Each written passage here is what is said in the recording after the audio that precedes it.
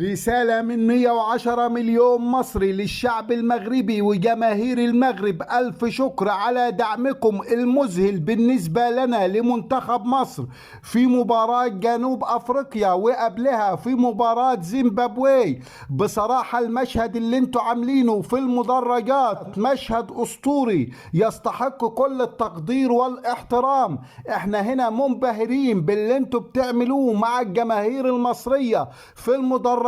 كل ده حب المصري من المغرب، طبيعي ومنطقي. ما تلاقيش حد بيحب الشعب المصري ولا الكرة المصرية اكتر من الشعب المغربي، ونفس الكلام ما تلاقيش حد بيحب الكرة المغربية ومنتخب المغرب والأندية المغربية زي الشعب المصري. حاجة غريبة جدا وعجيبة جدا تستحق البحث والدراسة. المحبة الموجودة بين الشعبين الشقيقين على مر التاريخ رغم التنافس الكبير جدا بينهم كمنتخبات او حتى كأندية، واخرها شفنا ماتش الاهلي هناك مع الجيش الملكي المغربي واللي حصل فيه. ولكن لما بيكون منتخب المغرب او نادي من المغرب بيلعب ضد اي حد غير الأندية المصرية ومنتخب مصر، كل الشعب المصري بيكون واقف مع الأندية المغربية ومنتخب المغرب.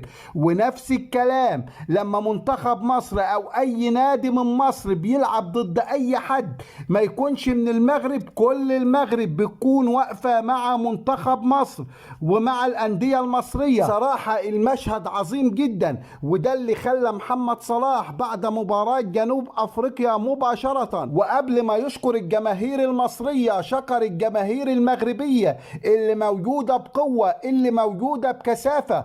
اقسم بالله كأننا بنلعبه في مصر. والله العظيم مش عاوز اقول لكم ان في مباريات للمنتخب هنا في مصر ما بيحضرها العدد ده من الجماهير. بصراحة شفت مشهد عجبني جدا. جماهير المغرب يا جماعة والله العظيم لابسة فانيلة منتخب مصر بعد المباراة وبتحتفل بعد المباراة وفرحانة ان مصر فازت بعد المباراة امام الاستاد. بصراحة احنا بنشكركم كمصريين. تحيات 110 مليون مصري لشعب المغرب الشقيق، لجماهير المغرب العظيمة. ألف شكر لكم. ما تنسوش الاشتراك في قناتي ومتابعة صفحتي. شكرا.